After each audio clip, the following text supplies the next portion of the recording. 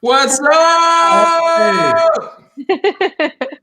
Drinking buddies. Listen, hey guys, first, before we get this bad boy kicked off, I want to remind all of you beautiful, lovely people out there that are watching me and my friends have drinks for no particular reason at all, that this is brought to you by Day Drinking, which is the Business and Bourbon daily drinking podcast, all focused on inspiration, motivation, education. 5 minutes. That's it. Get your 5 minute day drink of energy and inspiration, whatever, and then go out there and kick some ass. All right. With that said, for those of you that have not watched this thing that I do before, let me explain it to you. So, Drinking Buddies is what, well, you know what? I'm not going to wax poetic. Drinking Buddies is a great excuse for me to have drinks with people that I really dig, that are fun. That's it. That's all to it. So, with that said, today we're going to have some fun because it is draft day. It's draft day. So it has to be about sports. So I invited my buddies, Adam and Krysten, to enjoy a drink with me. So while I'm getting my drink prepared, I want you guys to let the audience know who you are. But before you do that, here's the little twist. Adam, you got to introduce Krysten, and Krysten, you got to introduce Adam. Krysten, you do it first. All right. All right. This is Adam Peak. He is a great older brother to me and my twin sister, Lisa. He has 5 kids and a wonderful wife. He lives in Utah. He sells packaging. He loves Michael Jordan. He loves basketball, and he loves the CSU Rams. He also owns a pair of Big Baller Brand shoes. That's what's up. All right. Can you see him? What? Right here. You're the guy. You're the guy. Krysten, you didn't give the stats though. I needed to know weight and height. Oh, okay. Actually, I do know this. He's 5'10", 190, 6 feet, 190. About right. There it is. All right, Adam, your turn. All right. So this is my sister, the youngest by what? 12 minutes. 12 minutes. Krysten Peak. She's been a great younger sister. She is, I think, do I have this right? You are the only female to ever be the head draft analyst for a major sports publication. Does that sound about right? Yes. NBA draft. NBA draft. Yeah. Yep. So she covers the NBA draft for Yahoo Sports. She's run a marathon on every continent. I've run probably the equivalent of one marathon in my entire life, spanning about 26 miles in almost 40 years. And she lives in Los Angeles, California. Yeah. And we are both from Monument, Colorado. Shout out Lewis Palmer Rangers. Well, thank you for making me feel really inferior. Krysten, that's awesome. Thank you for joining us. So, again, this whole show today is going to be about sports. And so I thought, me and Adam were talking the other day, talking some shit, and thought, you know what, it would be awesome to have Adam and Krysten come on and talk about sports, because Adam is a sports nut and Krysten actually knows stuff. So I thought it'd be cool there. I almost know too much. I've actually had guys on dates leave the date because I know more about basketball than they do. And I had this one guy, he put a 20 on the table and he said, "I'm sorry, I can't do this." And he walked out. So, are you kidding me? No, wow. I'm not. Yeah. Wow. See, I would think that would be like the ultimate. Like, you would think. Share a little story with you guys. Is my wife, I knew that we were meant for each other when she told me that she knew who Mobb Deep was. Adam. Yeah. Mobb Deep, right? She knew Mobb Deep and she loved Mobb Deep. Krysten, you don't know Mobb Deep, do you? Is he a rapper? Close. Adam put her on game. Mobb Deep is a classic hip hop group from the 80s and 90s. We'll talk about them later. Okay. They're awesome. An amazing group. One of my groups. So anyway, I don't know why guys would find that like weird or intimidating. I think that'd be super awesome. Well, you're also forgetting that I live in Los Angeles, and guys in Los Angeles are they have big egos and Yeah. they like to be right about everything. So it hasn't been the greatest dating experience the last few years. We'll just say Can that. we But I love basketball and I don't care. can we agree that LA kind of sucks though? It does suck. I Okay. hate it. Yeah, it's Terrible. superficial and like But you're also forgetting that I live in. So okay, what are we drinking? Because this is how we kick it off. Who's starting? Krysten, ladies first. Okay, vodka soda with a lime cut by my brother's lovely wife, Tara. She's like, you need a lime. Okay, what kind of vodka though? Oh, even better. It's called Five Wives Vodka. It's Oh, a yeah. distillery here in Utah, and they actually also make their own whiskey. We have some peach whiskey here at the house. I'm at my brother's house right now in quarantine. I got really bored in LA, so we're actually in the same house, but he's downstairs, I'm upstairs. But they also are now creating hand sanitizer, which is awesome. Shout out to Utah. Shout out to Five Wives. If you don't know about that, well, ask Adam. Reach out to him. Adam, what are you drinking? Well, because of your Weber State connection, I went with the Utah Brewery Golden Ale. I don't know them. They're also made in Ogden. Nice. Beautiful. What's the name of the beer you're drinking? It's this is the Golden Grant Golden Ale. You see right there. Beautiful. So before I say what I'm drinking, let's give a couple of shout outs. Kathleen Bailey, what's happening? Coming from Missouri. Kathleen, my friend, my buddy Eric Brooker. He says you better not give her height or weight, which she didn't. No. Greg Fratz, what's happening? And Tom, what's going on? They thought he was going to start with, I thought he was going to start with what? With what, Tom? I don't know. Anyway, hey guys, we are simulcasting on LinkedIn, on Instagram, on Facebook, and YouTube too. So yeah, we got people watching from all over, watching us have some drinks and have some fun. So now here's let me show you guys what I'm drinking. One of my favorite beers, because I decided I've been drinking spirits up till now. But I decided to go with beer because, well, NFL draft day, so I got to go with beer. Let's start with the Stein. You see that? My Atlanta Falcons. Oh, yeah. Here. Nice. I am drinking one of my favorite beers. If you guys get the chance to get to Atlanta, this is Orpheus Brewing. And this one is. Ooh. Yeah. It's called Transmigration of the Souls. How dope is that? Like, it's the best name for a beer ever. That sounds like a Mobb Deep song. It's a double IPA, and I'm pouring it a little too hard. So it's like, all right, that's gross. All right. So if you guys don't mind, let's get into this because I've been looking forward to this. Well, I mean, since yesterday, since Adam and I talked about it.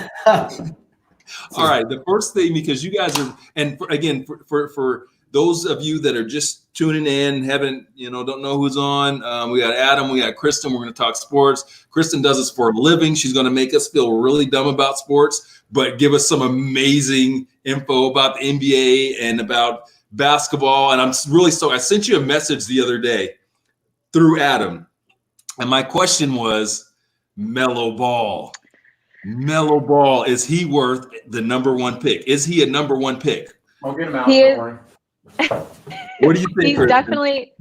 He's definitely worth considering. I would say this, like I live in Los Angeles. I've been following the Ball family since Lonzo was going into high school, his senior year in high school, and LaMelo actually reclassed to join his older brothers, LiAngelo and LaMelo, to play 1 year of high school basketball together. And then he has had the hardest path to the NBA from any player in this draft class. He spent 2 years at Chino Hills High School. His dad pulled him, and then oh my gosh, hi mom. He spent 2 years at Chino Hills High School. His dad pulled him from high school, shipped him off to Lithuania. He played 1 year at Lithuania, came back, played 1 year of prep school here in the States, and then played 1 year in Illawarra over in Australia in the NBL. And I went over to see him this past year. I saw 2 games. Or in Australia? Oh, in Australia.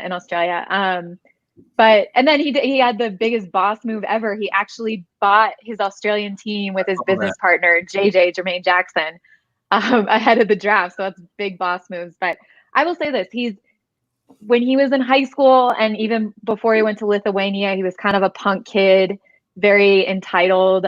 He was chucking up shots from half court. He had 92 points in one game in high school, and they never played defense ever.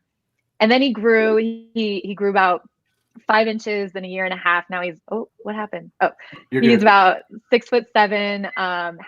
Has a tight handle. Has a better pick and roll game than his brother did coming out of UCLA. So I was over there with 3 teams. There were 3 teams that were there for the 2 games I were there, and they were really impressed. Now, will he be picked number 1? I don't know. I've asked teams that are in that lottery contention, top 5 contention, and the scouts say to me, they're like, we really like LaMelo, but I think our head coach would kill us if we took a guy that doesn't play great on-ball defense. Really? So, because everyone in the NBA is known for playing great defense.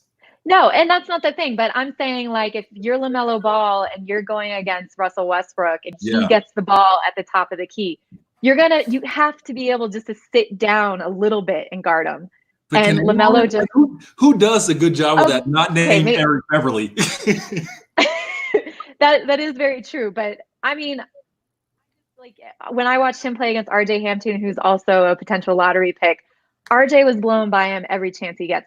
Now, what I will say is his perimeter defense has improved tremendously with his length. He's able to challenge shots out, and he's trying. And I've never seen him try on defense. So that's actually been very surprising. So that's my question for you. You think it was a matter of defense? Because I'm sorry, of effort? Because those of us that have not played at that high level, still, I think that's kind of one of the basics in playing defense. And it doesn't matter which level. It's largely about effort. Do you think with him it's about his ability, or he just didn't put in much effort to play defense? I think it's effort for sure. I mean, I know if he worked on his footwork and actually wanted to sit down and guard, I bet he could do it. But the way that his brothers have played their entire lives, it's okay, I'll let them take the shot. And then I'm like, his dad used to yell at every AAU game. As soon as Lonzo hit a shot, he'd be like, go Jello, go Mello. He's like, release. And the 2 of them would just take off down the court. And either Onyeka Okongwu, who's the potential top 10 draft pick, he played at USC for 1 year, had 8 blocks his first game, great player. So Big O played with them at Chino Hills. So either O would get the rebound or Lonzo would get it and would just chuck it down to either Mello or Jello, and they'd put up a 3. I once in high school, I counted between the 3 Ball brothers, they shot 45 threes in one game. Wow. Insane. I kept a tally. I kid you not. I was just like, this is incredible. I love it. I loved every bit of it. And I know people have mixed feelings about LeVar and the whole Ball family, but all I will say is I know him outside of his media persona, and he's a great father. He's a great husband to Tina, who is still recovering from her stroke. And the media persona that you see him, we as the media created that. Yeah. And he saw it as a way to make money. And if you can tell, we are not seeing him out there running his mouth about LaMelo, because he's learned his lesson. He doesn't have to do that. He's not going to lose Melo millions of dollars. I think, honestly, either Lonzo spoke to him or someone else. But when I did a story on LaMelo, I asked LaMelo, I said, well, I'm going to have to ask your dad for a comment. And he said to me, he's like, oh, KP, he's sitting this one out. I'm like, what? No way. We both know your dad. He's not sitting this one out. And sure enough, like when I texted LaMelo or when I texted LeVar, he's like, no comment. And I'm like, is this the right number? Who is that? Okay, so I have another follow-up question. Sorry, Adam. I got another follow-up question. That's fine. I'm used to it. Before I do that, yes, I'm sorry. Eric Beverly, not Patrick Beverly. My fault. My question is, who is the most famous person in your phone? Hold up. Did someone just correct you? Hold up. Yeah, my son. Wait, I didn't hear that. I didn't hear that question. Patrick Beverly is the right answer to a person who can play defense on Russell Westbrook. I was right. Yeah. You said Eric Beverly, buddy. I didn't say Eric. I said Patrick Beverly, didn't I? I don't know, but it's Patrick Beverly. I don't know. Okay, anyway. So my question to you, Krysten, is who is the most famous person in your phone? Wait, you guys keep breaking up. I can't get the question. I hear what's the question and then it breaks up. Stop it. Okay, now Most famous person in your phone. Who is it? ooh, Mark Cuban. Let's call his ass right now. Just kidding. Like Mark Cuban, I want you. Hey, Mark, KP here. Can you hop on this show that no one's ever heard of or whatever, where we're having drinks talking about nothing? Probably do it. He's like, I mean, I've been out with him before, and he lets people pitch him Shark Tank ideas, and he'll give them 15 to 30 seconds, and then I asked him, I was like, why do you do that? Don't you ever get sick of people coming up to you? And he said, it doesn't cost me a single cent to be kind to someone. He's like, I'll give them 30 seconds of my time. It doesn't cost me anything. And I'm like, I love yeah, that. I respect that. Yeah. Okay, so a couple of things really quick. Oh, wait. Can I, now I'm thinking of other people I have on my phone. Zion Williamson, Trae Young, Donovan Mitchell. Yeah. You did not That's trump Mark Cuban with those. Okay. Those are Well, I awesome. don't know. I thought Zion Williamson would be a little bit of a Trump card. So in the basketball world, but in the overall world, come on, Mark Cuban, come on. Like people that don't know basketball know Mark Cuban.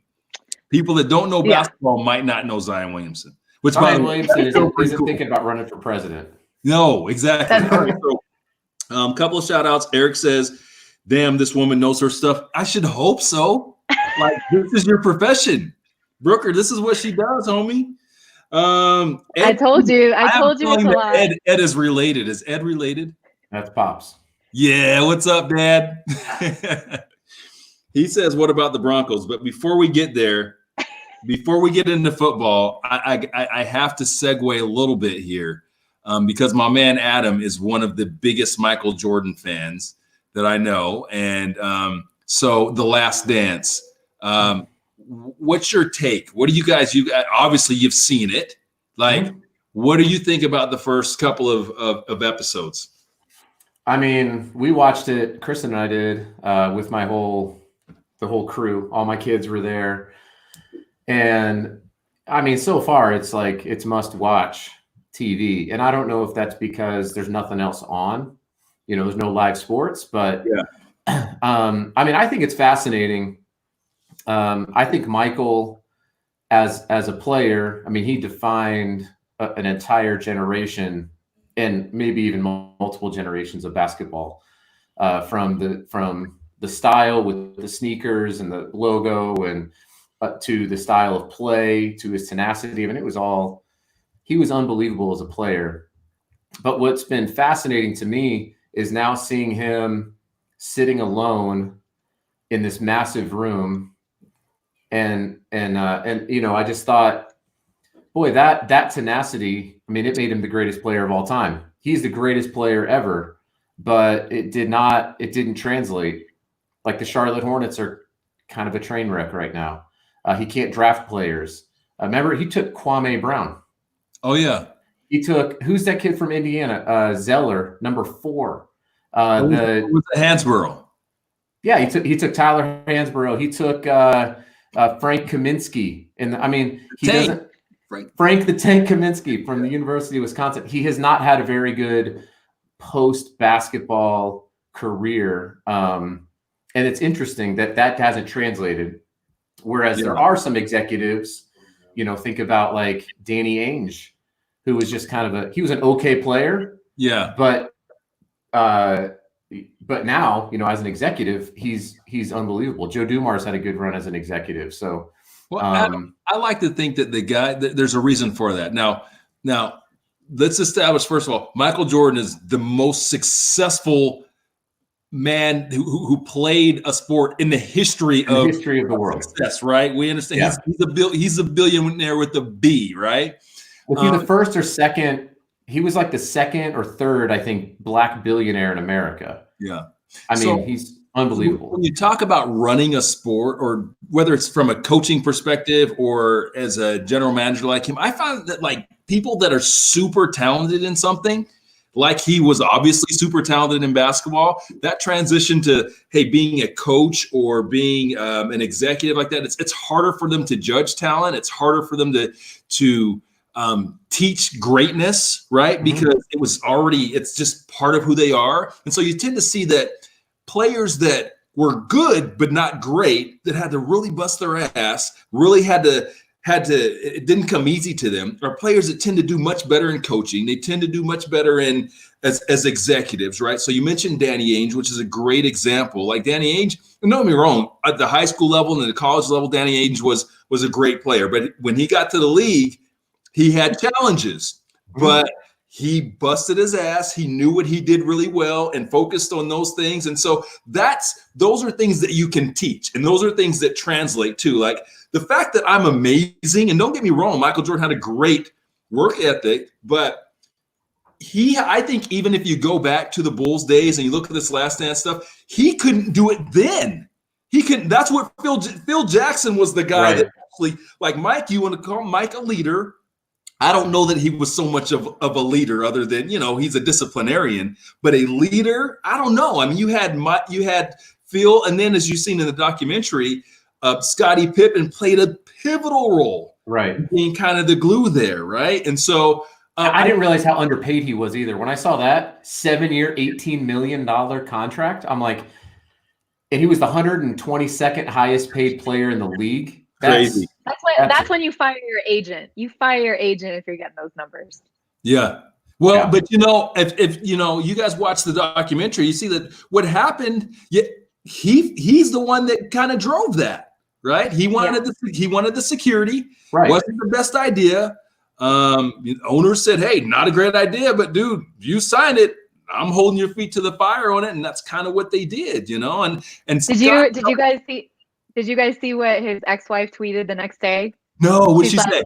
She goes, Larsa Pippen, she goes, "Thank you all for your concerns. Scottie did just fine." And then she put a photo of all his total earnings from the NBA, and it totaled like $115 million or something. Yeah, but that's at the tail end of his career. How much money did he miss out on during that? Like probably $100 million. Yeah, so it's great. Yes, he made 150. That's awesome. But his contemporaries, what did they make? What did David Robinson make? You remember the huge contract? Yeah. David Robinson was kind of the first one to get that massive deal. What did he make through his career? And Scottie, I think we'd agree, he was a top 5 player in the league. What do you guys think? Yeah. Oh, for sure. Yep. Yeah. I mean, two-way player. He was unbelievable. And David Robinson was also, I love the story of David Robinson. What he put up like 72 in the last game of the year against the Clippers because nobody liked Shaq. And even the Clippers were like, we're going to let him get his points so he can keep Shaq from getting the scoring title. I just love stories like that. Yeah, but we don't have as many of those anymore. We don't. But hey, Krysten, what's your opinion on The Last Dance so far? Oh, best 2 hours of quarantine so far, 100%. I am all in. I've been counting down till Sunday since the last episode ended. I even hit up a friend of mine who works at ESPN and Disney. He's an executive there, and he lives in Los Angeles. And I said, if you have the next 8 episodes of The Last Dance, I will come back to LA right now, and I will just leave them outside your house. I will take them, and that would make me want to come back to LA, where it's the apocalypse right now, is seeing them as soon as possible. Okay, so let's just hear me out on this. To Adam's initial point that he made, that he wasn't trying to make a point, but he made a point. Are we that thirsty for sports in general that like everything has a kind of a heightened impact right now? Like, I mean, it's good, but isn't it the greatest thing of all time? Like, really, like, that's what I'm hearing. Oh, it's amazing. It's the best documentary. Here's the one thing that I've heard, guys, is like, yo, this behind the scenes footage is amazing. I didn't see anything behind the scenes that I kind of didn't already know. Like, I want to go to the gambling club with Mike. I want to go I want to see those guys back in the early 80s doing cocaine in the hotel. That's what I want to see. Wait, can you imagine every player on that 84 team, 85 team, whatever it was, watching this documentary with their family and having to explain to their wife and kids, like, Oh no, that wasn't me. I wasn't in that hotel I was room. not in that hotel room. I was not there. That wasn't me. Like That was Orlando just like- Woolridge. No, not me. No. Orlando Woolridge. So for those of you that haven't seen it, Mike makes mention of his rookie season and showing up at the team hotel, knocking on a door where like all of his teammates were in there with I don't know, women, hopefully women of the night, whatever. I don't know. Some people were doing lines of cocaine and there's other stuff in there. And Mike was like, I'm out. I'm out. So yeah, that's what we're referring to, which I found pretty cool. Not that surprising because, you know, the NBA in the late 70s and the early 80s was a little bit more of the wild, wild west. Now it's business, right, Krysten? Did you agree? Well, yeah, but I mean, I agree that it's business, but if we're also talking about recreational drugs, I would say about 85 to 90% of NBA players smoke weed. Yeah, but so does everybody. So like, big deal. So, but I'm saying smoking like some it's they still get tested for it though. That's the only thing where But it's like, do they oh, slap on really? the wrist. Do they really though? Do they like, hey, I mean, a real test is that tester is in the bathroom with you watching you. that's an intense, like the NFL testing for PEDs. It's pretty intense. I know a guy that's in that business. It's pretty intense. Like how intense is the test really for marijuana? Probably not, because I can't think of anyone off the top of my head that has ever been suspended on any games for testing positive for marijuana. And I think isn't part of the collective bargaining is that there's only a window of time that they can actually test the players.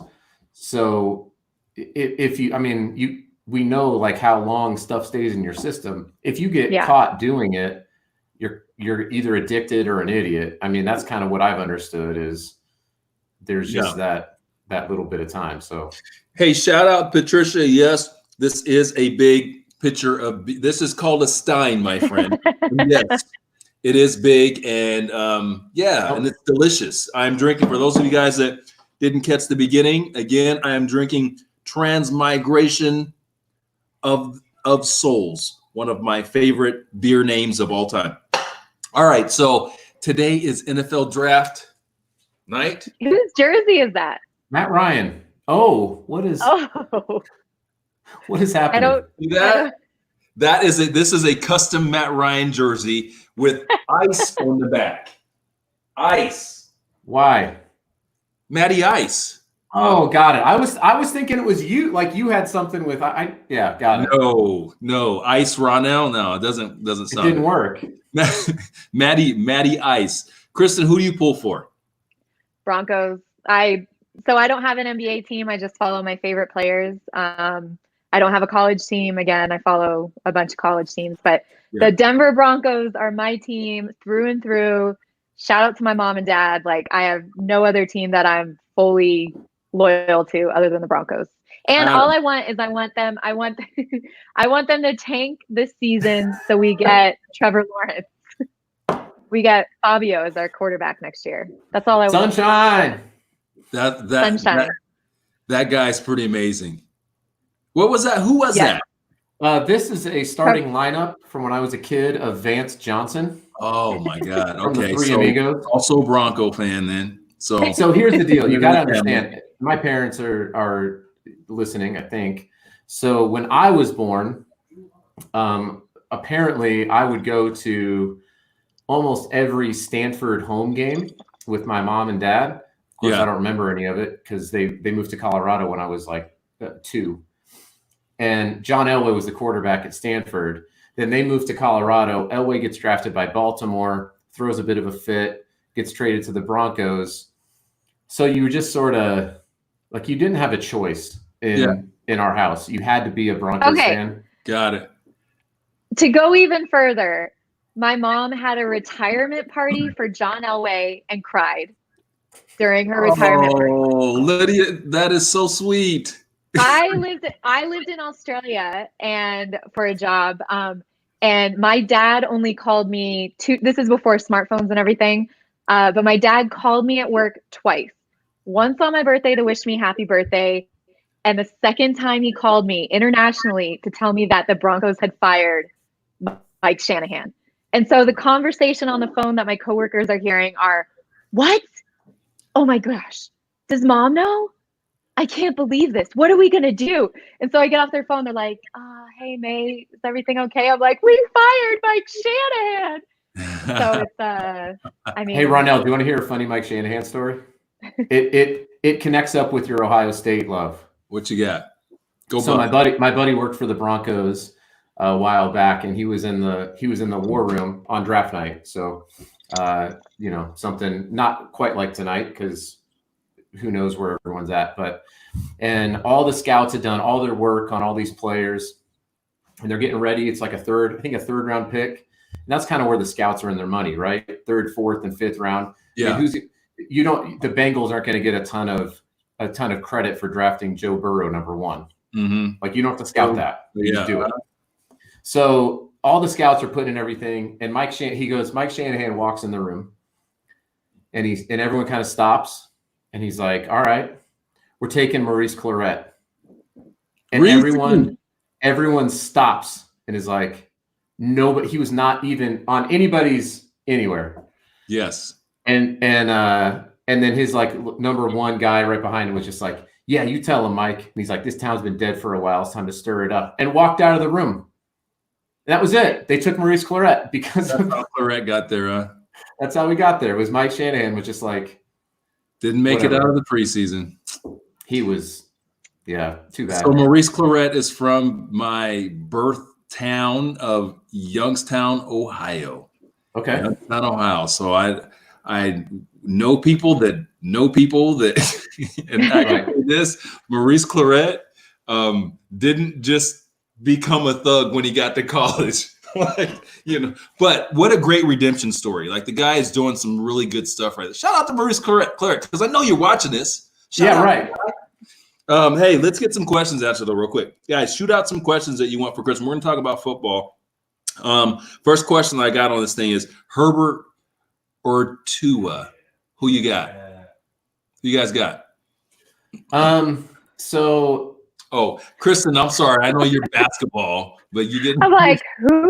Draft. So sorry. So Kristen's got stories of NFL players like that are in the NFL. I'm sure she can tell. I used to cover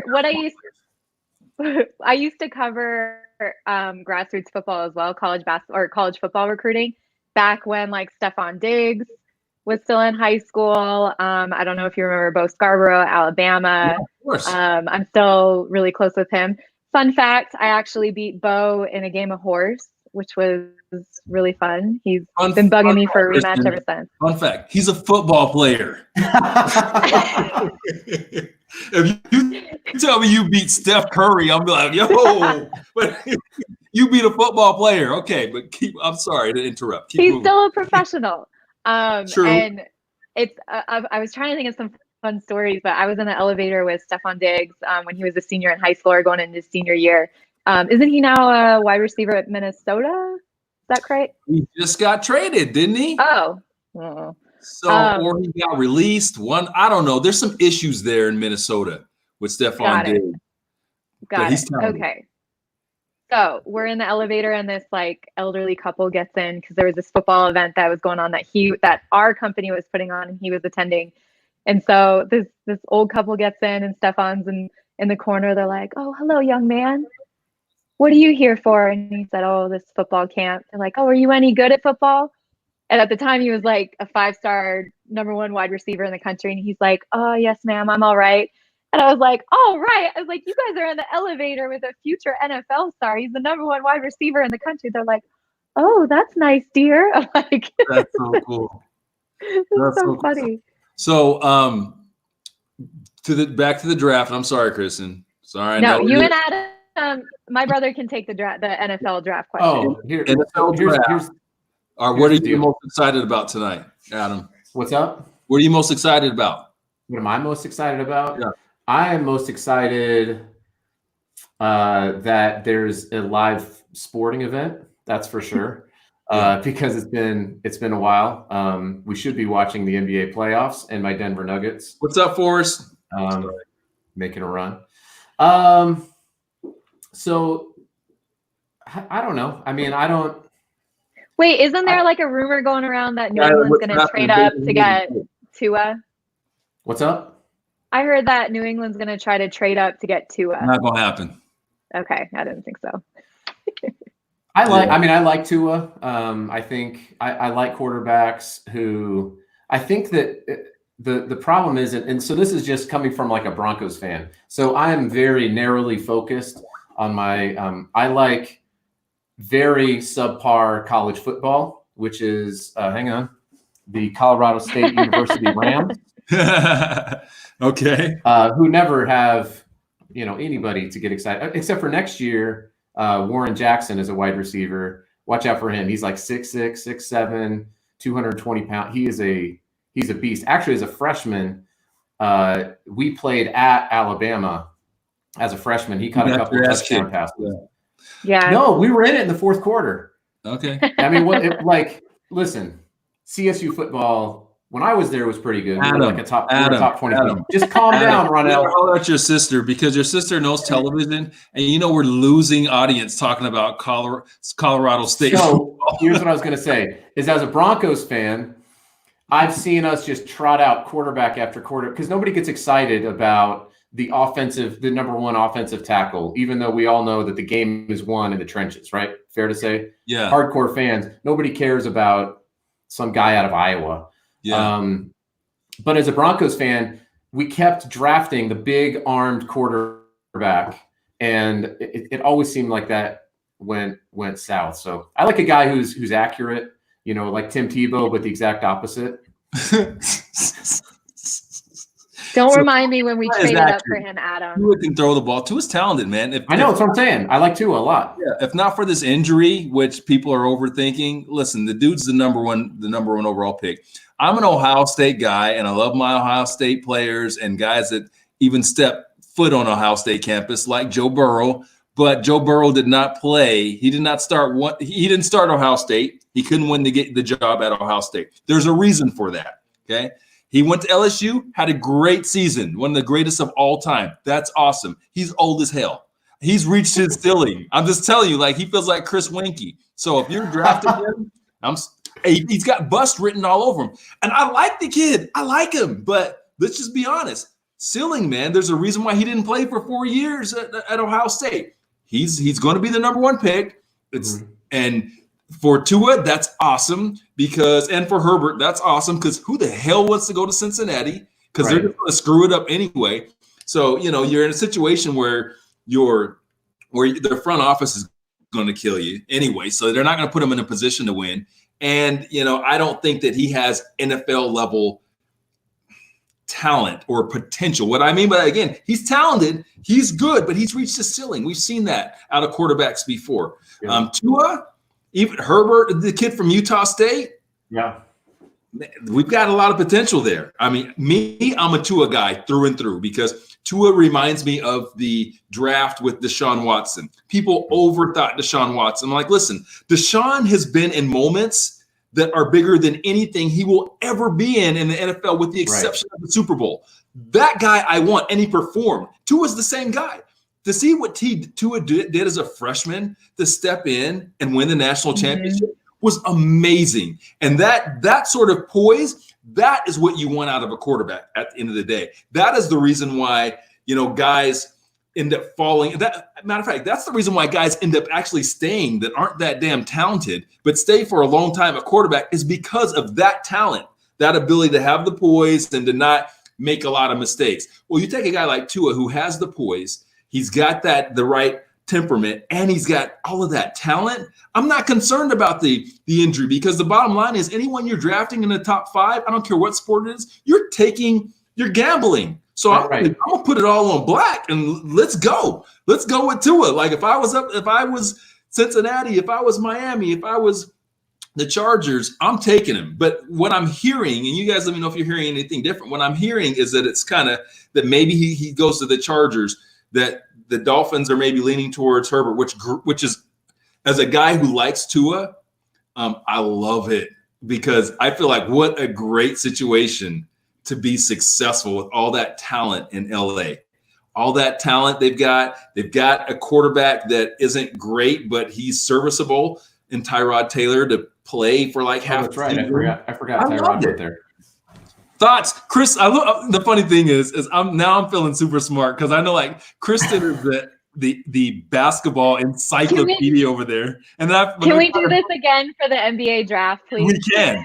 Oh my God, I've got you on this one time. Hell yeah, we're going to talk about that. But Adam? What do you think about my take? I think it's a good take. Because you're dealing with kids. I mean, ultimately, it's not like, I mean, the NBA, you're really dealing with kids, 18, 19 years old. But in the NFL, I mean, it's a man's game, and so much of the quarterback position is psychological. I mean, yeah, you have to have the tools, but let's face it, if you're being talked about as a first round pick, you have the tools. You know what I'm saying? Like you're nitpicking on things like arm strength and accuracy and all that kind of stuff. You probably have the physical tools. What separates guys? I mean, think about, I'll go back to the Broncos with post neck surgery Peyton Manning. He could hardly throw a football. I mean, his arm strength was nothing. And his ability to see the game before it happened obviously came from many years, a lot of different experiences. Is what separates them. I think that quarterback in particular is just one of those positions where you can't afford to gamble on somebody who doesn't understand the game. You can't afford that because he's going to throw, all of a sudden some guy throws 2 or 3 picks in his first few games. Look at David Carr.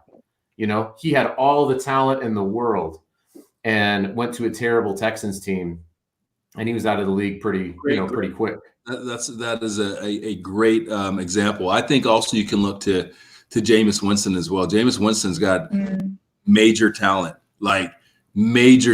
and a rocket arm. Right. But you can count on him to make those mental mistakes every single game. Like he's going to make you those mental mistakes that can cost him the game. But talent, I don't think there's anybody that's got more talent than that guy. He just can't keep it up there consistently in terms of the mental part of the game. So Ed Pops says that 2 is too short for the Pats. I don't know that I agree. Because one thing I have tons of faith in Bill Belichick. I think he has proven that he is the very best coach of all time, period. And one thing I've learned about Bill Belichick is he puts his guys in a position to be successful. So even with Tom Brady leaving on, everyone's all sad. Oh, Tom Brady, he's going to win. Bill Belichick will win. He's already proven it. The pressure is all on Tom down in Tampa. Like Bill has proven that, hey, look, I can win without Tom Brady. I can win with he did. He won with 2 different quarterbacks. The season where Brady was suspended, and then the season where Brady was injured. Like he got guys like big ass contracts that weren't special. And the guy for Jimmy Garoppolo. No, before Jimmy Garoppolo, you had because Jimmy Garoppolo played a couple of games. Yeah. Matt Flynn, was it Matt Flynn? No, he was Matt Castle. Matt Castle. Oh, stupid Matt Castle. Nobody likes him.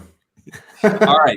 So your team is the Cowboys. What are you looking for in the draft? As a Falcon fan, I'm looking for defense. I want a corner, big boy corner. What do you guys want? If I'm the Cowboys? The Broncos, your team. Oh, I thought somebody asked a question like that. I know the Cowboys intimately. The Broncos need playmakers. I want a wide receiver. There's tons of them. I know. Yeah, I know. This is a very deep wide receiver class. So the worst thing you can do is take one early, I think. Like there's just tons of guys. Unless you take one of those couple that are really elite, like there's a ton of them. Yeah. Well, we have the 15th pick, so who I'm looking at our Yahoo Sports mock draft. It looks like Jeffrey Judy or Henry Ruggs. Oh, Jerry Judy. Either one of those. Jerry Judy. Yeah, sorry, Jerry Judy or talented Henry Ruggs. Alabama guys. Yeah. 2 Alabama guys. Roll Tide. Hey guys, let me know what you're drinking. If you got a drink in your hand? I want to know. I Skylar, was like, I just told you. Skylar's got Basil Hayden. That's what's up, Skylar. I love Basil Hayden. Uncle Basil's what my buddy used to call it. He used to call it what? He'd bring it over to my house. My buddy Tony, he'd bring it over to my house and be like, I got Uncle Basil. I'm like, all right. All right. So let's move it back to the star of the show. We're just all right. I'm here. Backdrop. Oh, okay. All right. Let's talk some NBA draft. You ready? Yeah. How do you feel about overall? How do you feel about the NBA draft this year? How do you feel about the talent coming out of college? Before you answer that question, I do have one very specific question that was asked early on. And the question was Anthony Edwards. Anthony Edwards. Yes. Is he better than Melo?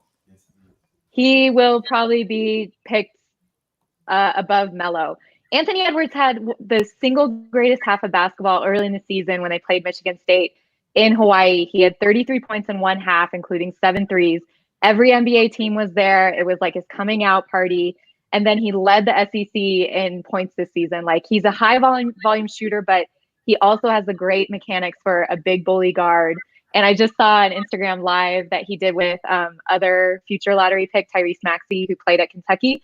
And Reese is doing this thing that's one-on-one with Reese, and he's interviewing other draft prospects. It's awesome. So he had Ant on Tuesday, and he's like, Ant, what are you doing to prepare for the draft? And all Ant said was, like, he's sitting there like playing video games without his shirt on, just doing this Instagram live. It was awesome. And he just goes, oh, Reese, I'm just doing a ton of sit-ups and push-ups, and I'm eating a lot. I'm 230. He's 230 pounds, and he's potentially the number 1 draft pick. And I'm like, I don't know if this is a good thing or a bad thing. And so when I talked to NBA teams, I was like, hey, so this is what Ant-Man said. And they just like roll their eyes. They're like, he needs to get in shape. And I'm like, but this is a bad draft right now. You probably shouldn't be broadcasting it, right? Like, it's one thing to be 230, shouldn't be saying it. Right. No.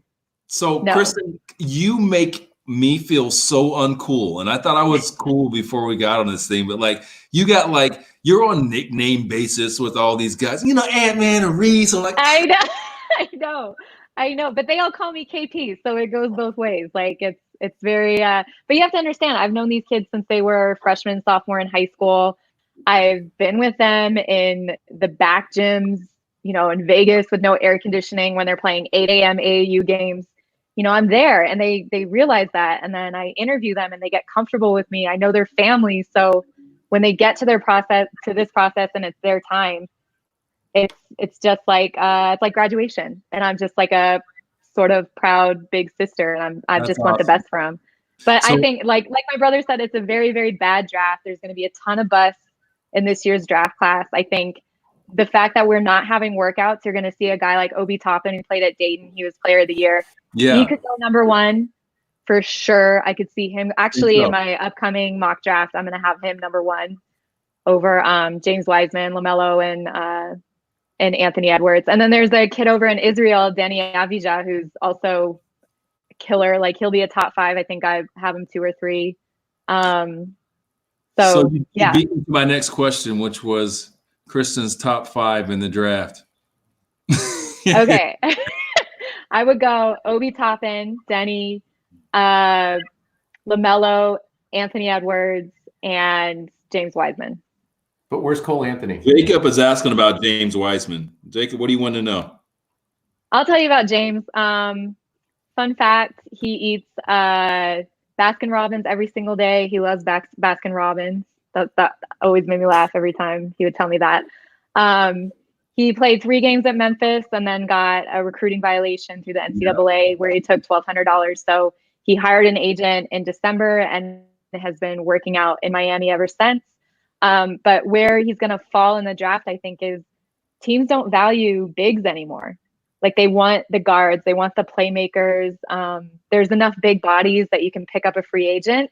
So to put your number 1 pick for a big, we saw it a few years ago with DeAndre Ayton and Marvin Bagley went 1 and 2. Have they become franchise players at Phoenix or Sacramento? Nope. We should ask so I think Puma. we're starting. Yeah, but ask Puma how DeAndre Ayton and Marvin who was Bagley drafted after them in the top 10 that has panned out really well? And that's De'Aaron Fox. Oh, wait, no. Trae Young was in that draft. Luka Doncic was in that draft. Luka. Yeah, but they were drafted ahead of those guys, right? No. DeAndre went 1. Marvin went 2. Jaren Jackson went 3.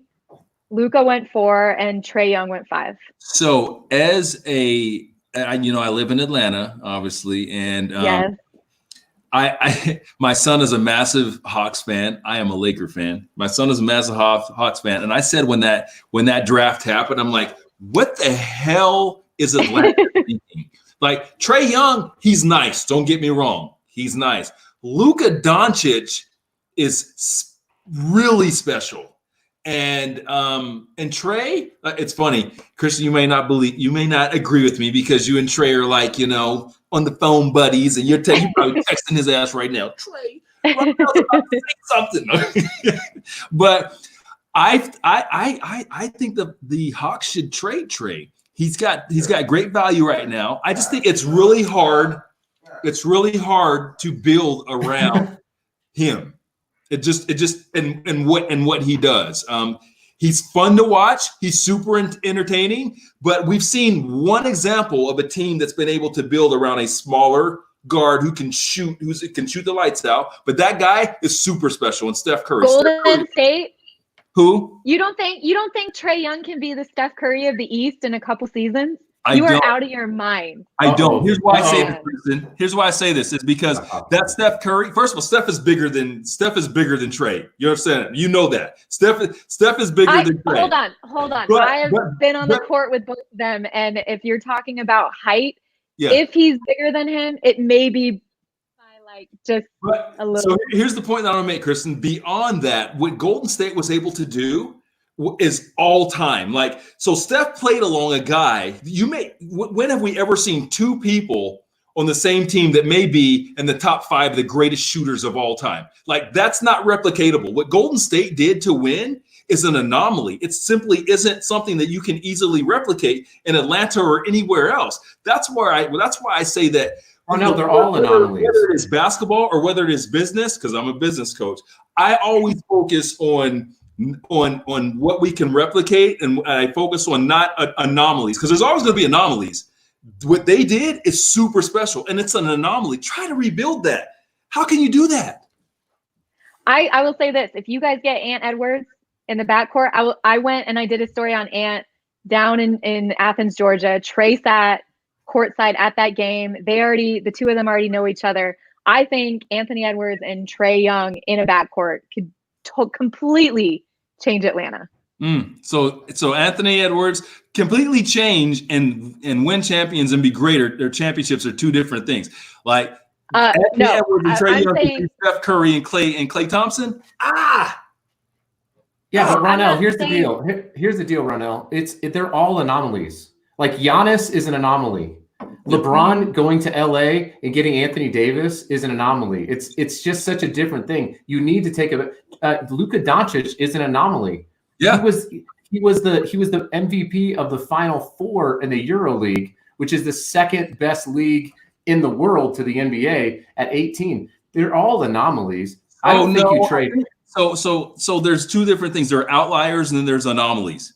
Okay. Outliers are just the elite of the elite, the special. An anomaly is something that just doesn't. No, Kevin Durant going to the Warriors. Kevin Durant going to the Warriors was an anomaly. The Warriors drafting Steph Curry, Klay Thompson, Draymond Green, those were outliers. They put together a team. The Warriors having Steph Curry and Klay Thompson, two of the best shooters of all top 5. I put them in my top 5 shooters of all time, not just this generation of all time. Steph Curry's the greatest shooter ever. It's not even close. That is an anomaly. You don't think that's an anomaly? That's But what I'm saying is you're trying to build a team. If you're Atlanta, you're just trying to build a team. Yep. And so you don't get rid of Trae Young, who has the potential to be a great player. He's not as good as Luka. He has the potential to be a great scorer. I think so, but he can distribute. He can break that. He can break that. Atlanta just needs so much, and he has. It's just like in any sport. Atlanta needs so much. He has value right now. They got a lot of holes. If they were just like, hey, we got Trey. We built this team. We're pretty good, and we just need a couple pieces. Yeah, you don't trade Trey, but when you're Atlanta, I just don't see like that. It's so difficult to build around a guy that with his skill set. It just and to make a great playoff team. I just think it's difficult to make that work because we've never seen it. We've only seen it work like twice. And the one time we got Steph Curry, which is a super anomaly, and then we've got Allen Iverson. And Trey Young is talented. He ain't no damn Allen Iverson. No. Saying. No. All right, that was fun. Yeah. Hold on. I got an invitation for you guys. I just don't believe in that, Skip. Skip, that was I feel like we're on first. Oh my gosh. Yeah. But I will close with this. This draft, this year's draft, super terrible, super weak. There's going to be a lot of busts. Next year's draft is my favorite one and done draft class of all time. It's super deep, super fun guards, and Jalen Green, Cade Cunningham, Zaire Williams, BJ Boston, who's going to Kentucky. Zaire Williams fooled everyone and decided to go to Stanford because he's super smart. Evan Mobley, a 7-footer who's going to be at USC. He was the top kid in high school for a while. Greg Brown, who's deciding tomorrow between the G League team or Texas, Auburn, Memphis. Super deep. It'll make college basketball fun next year if we have a season, but next year's draft class, I can't wait. That's awesome. Hey, before we wrap here, Forrest says, thank you. What's up, Forrest? He says, you guys are fun. And he said he's enjoying the conversation. Caleb Wesson. What do you think? Caleb. I love Caleb. He's a fringe second rounder this year, I would say. So he's got a chance. Look, he can't go back to school because he's not going to get drafted next year. No way. So he's got to stay in this draft class and try to get that 2-way contract in the second round. Okay. Caleb's a good kid. I like him. And awesome.